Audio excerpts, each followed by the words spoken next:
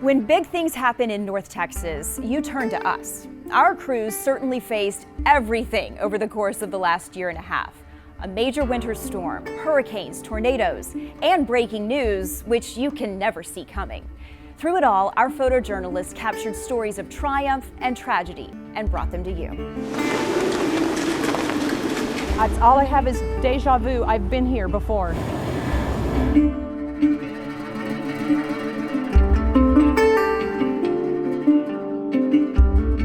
I grew up here in Arlington. Me moving back to Texas, I was like, it's Texas. It's not going to get like severely cold. Yeah, I'll put on a jacket, going about my business. And I was in a rude awakening.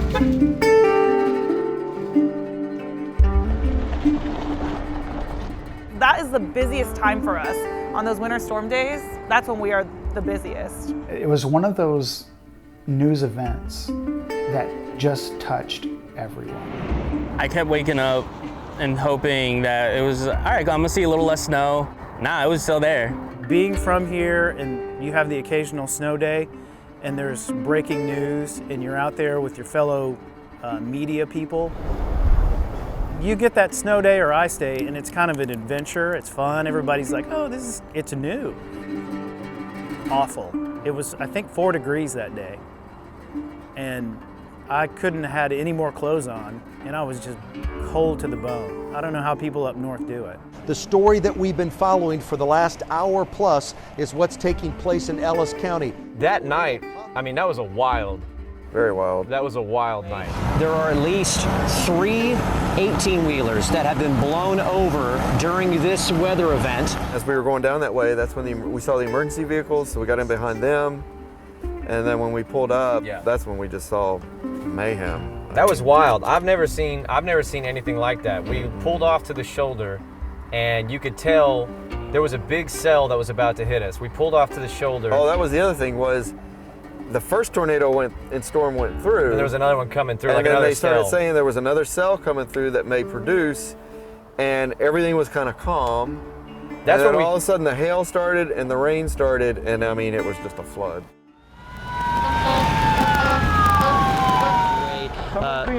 We know someone's being transported. Multiple units that are coming down I-35. There was no shortage. They pulled him out of the 18-wheeler. They pulled him out of the 18-wheeler. Someone's being transported right now. Additional response vehicles showing up here. Of frantic moments. That stuff went like dominoes. On I-35 just south of Waxahachie Monday night. And thankfully, just the sheer power of Mother Nature being able to turn over 3 18-wheelers. Ellis County EMS is here. There was no shortage of Texans willing to battle the elements. I had a few first responders from other places just happened to show up on the highway. To save lives. What is the best, fastest, safest way to cut into this vehicle? Josh and I are going to get out for a second here. An EF2 tornado flipped over 3 semi-trucks as it danced across the highway near Foreston. 120-mile-per-hour winds. Trapping 3 drivers in their cabs that were twisted and mangled. We couldn't get any emergency vehicles to the location. Foreston only has a volunteer fire department. Storms moving through the area, so there's a lot of obstacles in the way. When you come up to something like this. So a handful of agencies raced there, like Red Oak Fire, showing up with these massive tools to cut at least 2 drivers free in the pouring rain. You're grounding a little slippery to begin with. And miraculously, we're very fortunate in Ellis County that we didn't have any deaths. No one was killed. Only one of the drivers remains hospitalized. The likelihood of it, being weather-related, not, The images still mesmerizing a day later. Very proud of them. And countless others on that highway who we call first responders continue answering the call. In Red Oak, I'm Matt Howerton. August 2021, Jobin and I went to New Orleans to cover Hurricane Ida. Hey, turn left. Yeah, turn left. Nature and its power and its force is always on display in ways that we don't ever get to see it. And when you get to see it firsthand up close, you begin to appreciate and understand it and become a little bit more humble. But also, you get to share people's stories who have gone through it in ways that you would have never imagined.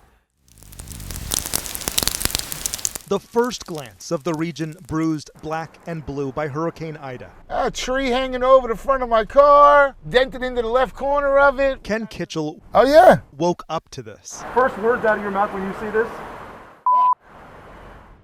Thank God it's a rental and not my Mercedes. Those are the first words out of my mouth.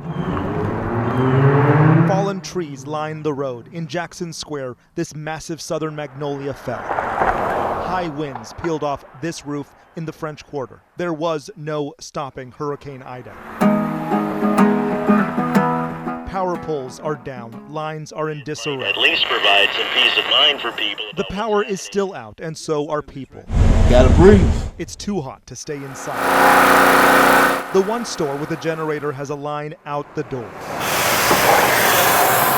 Gas, food, and power are in very limited supply. I think I could just leave the car running and the phone charging because I don't think anybody's gonna steal the car. Tragedy. Stephanie's car isn't going anywhere either. I never thought.